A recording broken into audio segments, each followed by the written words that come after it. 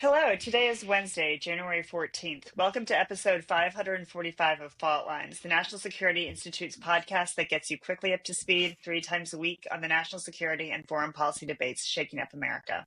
I'm NSI Senior Fellow Morgan Vina. I'm joined today by founder and executive director Jamil Jaffer, advisory board member Lester Munson, and NSI Senior Fellow Andy Kaiser.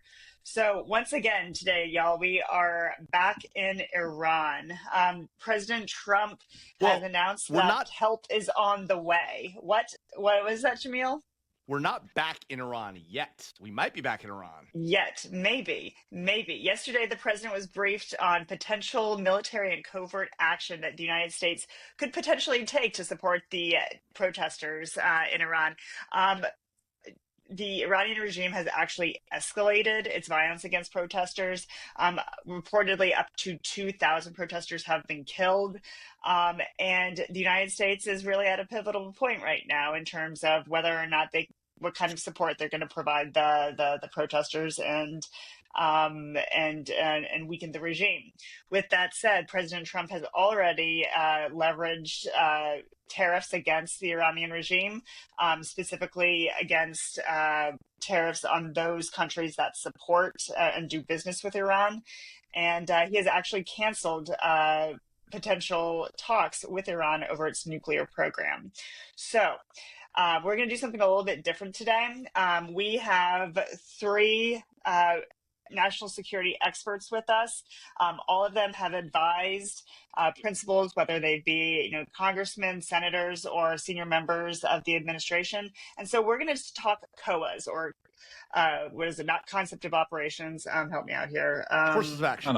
Courses of action. Thank you. We're going to talk courses of action here. So Jamil, let's start with you here. What are your potential courses of action should you be advising one of the principals advising the president or the president himself?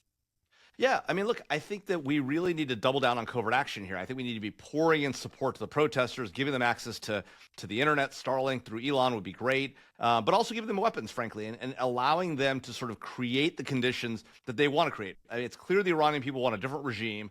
We don't need to put a new regime in power. We need to let the Iranian people have their views, express their own government. They don't want this government in place. This government has been an economic and foreign policy and national security disaster for that nation for many years.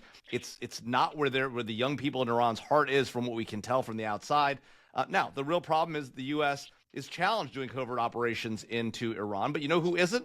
The Israelis. I mean, they famously, just in the last year or so, have killed a senior Hamas leader in Tehran, in a Quds Force, which is the Iranian military's elite unit, in a Quds Force safe house, right? And they planted the device, ostensibly, if you believe the reporting, 2 weeks ahead of time. So they've got deep ties. We've seen all the nuclear scientists that have been killed there. So the Israelis have got great connections, great relationships in Iran.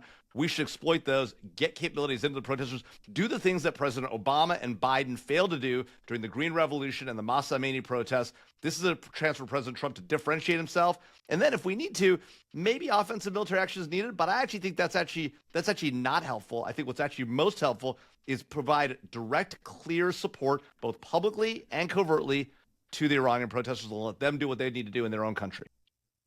All right, Les, what say you? Yeah, I don't know if this is going to be all that different than Jaffer. I think the president has said he's going to do something. He said help is on the way, so he's got to do something. I think it would be a huge mistake to do nothing. But realistically, we are, and I'm going to shock people by saying this, we're stretched a little thin right now. Our normal presence in the Middle East is not quite what it usually is. We don't have an aircraft carrier group there.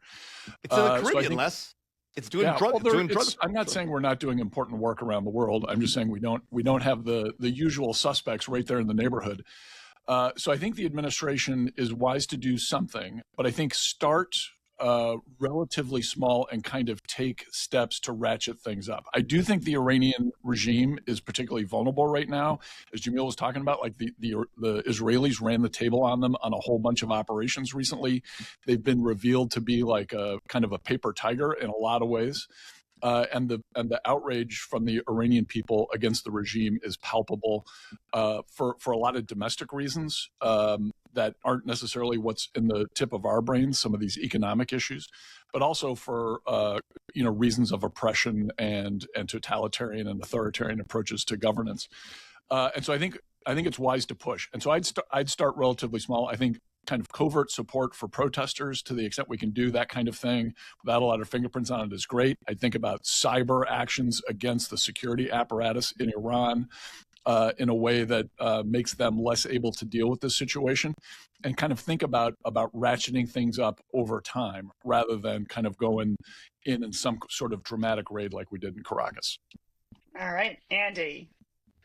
Yeah, I think what Les just laid out is also constrained by our military options available to us currently, right? So normally we have a robust presence in the Middle East. Les mentioned no carrier. Where would a large U.S. military operation, commence from? Incirlik, Qatar. These are constraining factors. I mean, maybe Kuwait. But I don't think I'm not sure it's in our interests anyway. I think we're better to sort of, stand on the side of the protesters here. It also would sort of run counter to President Trump's sort of, much more of a realist foreign policy approach, where, this is one of the first times I recall him expressing outrage over what's essentially a human rights issue. Vladimir Putin has been bombing hospitals and schools and apartment buildings in Ukraine for 3 years, but now he's concerned with, the potential assassination of a key protester in Iran today. I think all of us on this call welcome that sort of shift, at least in tone, but we haven't seen that play out in the policy realm just yet. Yep.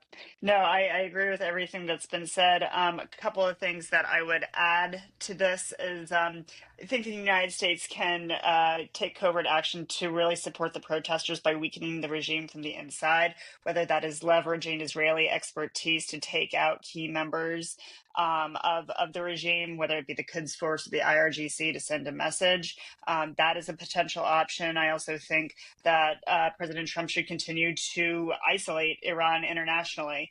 We've seen the EU take at least symbolic action by barring Iranian officials from the EU Parliament. I think, actions continued like that, whether how meaningful they are is one thing or another, but at least continue to symbolically isolate Iran is another. Limit energy imports is another option. What we've seen in Venezuela, we've been incredibly successful at containing Venezuela's oil exports. I think we can potentially look at a similar model for Iran that would really choke off the economy. Les, you mentioned, work on cyber.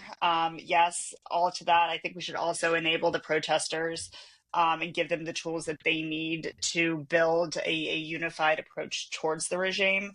And again, leverage, the Israeli know-how to do that. So I think we've got a long way ahead here. President Trump has a golden opportunity to really make a difference in the Middle East and take out a regime that I think many in the region see as a truly malign actor. And so with that, I think we will look forward to action in the coming days, whatever that may be. That's a wrap. Thanks, as always, to Kelly Crowley, Claude Jennings, and the NSI staff for their help in producing today's episode.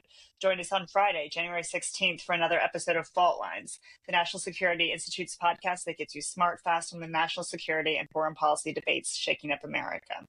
We're on YouTube, so check out our channel for a video of today's episode. If you like what you heard or saw, be sure to rate, review, and subscribe.